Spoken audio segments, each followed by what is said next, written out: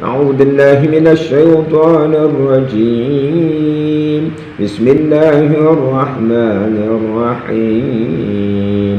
هو الذي أنزل عليك الكتاب منه آيات محكمات هن أم الكتاب وأخر متشابهات فأما الذين في قلوبهم زيغ فيتبعون ما تشابه منه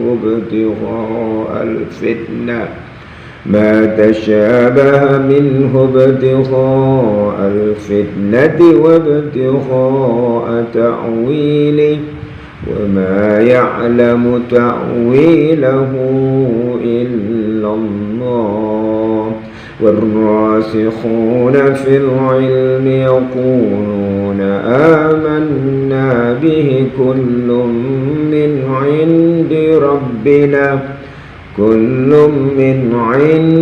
ربنا وما يذكر إلا أولو الألباب. Jemaah Majelis Tadabbur Quran dan Sunnah yang dirahmati Allah dan yang saya hormati, ikhwan akhwati fillah rahimakumullah, kajian Tadabbur Quran dan Sunnah kita ini adalah surah yang kedua daripada Al-Quran, yaitu Al-Baqarah, sapi betina artinya. Kita mulai dari ayat yang pertama. Perlu diketahui, mufassirin pada umumnya tidak berselisih pendapat untuk mengambil tema kajian ayat pertama sampai 5 dengan judul orang beriman dalam menyikapi ayat-ayat Quran. Dimulai dari ayat yang pertama, Alif Lam Mim. Ini masuk golongan huruf hijaiyah atau huruf muqatta'ah, huruf yang terputus. Huruf muqatta'ah dalam perspektif ulumul Quran, ilmu-ilmu alat dalam mempelajari Quran, bahwa mufassirin membagi ayat Quran itu dalam dua pengelompokan. Yang pertama adalah muhkamat, artinya ayat-ayat Quran yang jelas maknanya, pengertiannya qot'i, tegas, terang gitu, sehingga umat Islam pada umumnya bisa memahami. Dan ini merupakan garis besar daripada isi Al-Quran. Kenapa dinyatakan siogianya umat Islam pada umumnya bisa memahami ayat-ayat mutasyabihat? Karena di surah Al-Qamar, surah nomor 53 ya, di ayat 17, diulang lagi di ayat 22, 32, 40, itu Allah ulang dengan nas yang sama dengan bunyi walaqad yassarnal qur'ana lizikr. Dan sungguh kata Allah, kami mudahkan bahasa Al-Quran itu untuk dihafal, untuk diambil pelajaran atau ilmu pengetahuan. Fahal mim muddakir, maka sangat sedikit kali yang mengambil pelajaran dari sini. Nah, itu pesan Allah sampai 4 kali diulang-ulang di surah yang sama. Dan kategori kedua namanya ayat mutasyabihat. Mutasyabihat itu artinya ayatnya samar.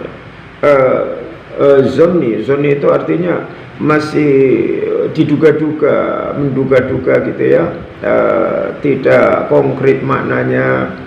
Nah, ayat mutasyabihat ini pada mukadimah tadi saya ucapkan di awal, ini nggak boleh dicari tafsir takwilnya, meskipun ya seorang yang mungkin mendalami tafsir Quran dimanapun itu nggak bisa, nggak boleh diakal-akali. Kemampuan intelektual manusia memang dibatasi Allah untuk tidak boleh mengakal-ngakali tafsir atau takwilnya itu, ya, kecuali ya mereka yang punya penyakit hati seperti dalam ayat pengantar tadi di awal di surah Ali Imran ayat 7 itu dinyatakan Allah memang hanya orang-orang yang dalam hatinya punya kecenderungan terhadap kesesatan, yang mau coba mengakal-ngakali tafsir itu sesuai dengan kepentingan selera hawa nafsunya itu, ya kan? Wa amal ladzina fi qulubihim zayghum fayattabi'una ma tashabaha minhu ibtigha'al fitnati wa ibtigha'a ta'wil.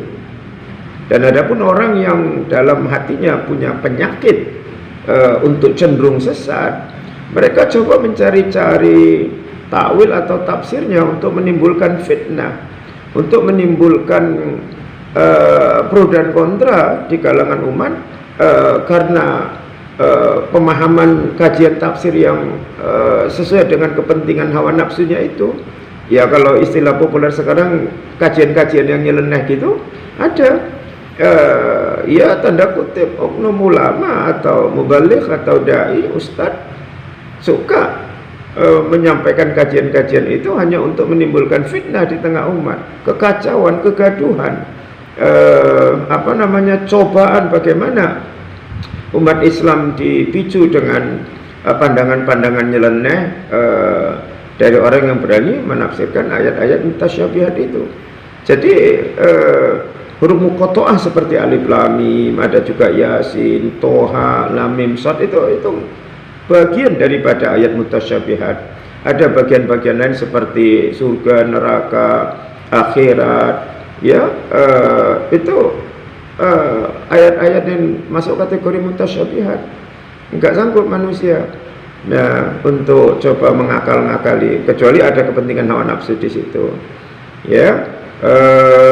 Jadi setelah orang dinyatakan hanya orang yang punya penyakit hati cenderung sesat, itu yang coba mau mengakal-ngakalinya. Wa ma ya'lamu ta'wilahu illallah.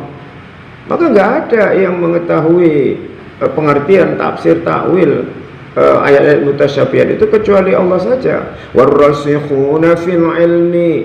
Maka orang-orang yang mendalam ilmunya, rasikhun, ya, mendalam ilmunya, yaquluna, mereka cukup berkata dengan aman nabi, kami mempercayai, kami mengimani dengan ayat-ayat mutasyabihat untuk tidak coba ditafsirkan. Gitu ya. Nah, kita masuk ke ayat yang kedua. Di situ dinyatakan Allah, "Dzalikal kitabu la raiba fi." Ya, zalik memang ya makna lughahnya sih itu. Kenapa enggak? Tapi tafsiran itu kebanyakan mufassirin mengatakan ini kitab ini atau ini kitab tidak ada keraguan di dalamnya, hudal lil muttaqin, untuk menjadi petunjuk hidup bagi orang yang takwa. Nah, ini tidak perlu dipertentangkan. Zalik itu kesannya kata tunjuk jauh, sebenarnya jauh itu menunjukkan tinggi di atas kemuliaan Al-Quran itu, ya. Jadi kalaupun ditafsirkan itu ini, ya sesungguhnya menunjukkan tingginya, maka ditunjuk dengan itu sesuatu yang jauh karena tinggi dan mulia Al-Quran itu, tidak ada keraguan di dalamnya bagi orang yang bertakwa.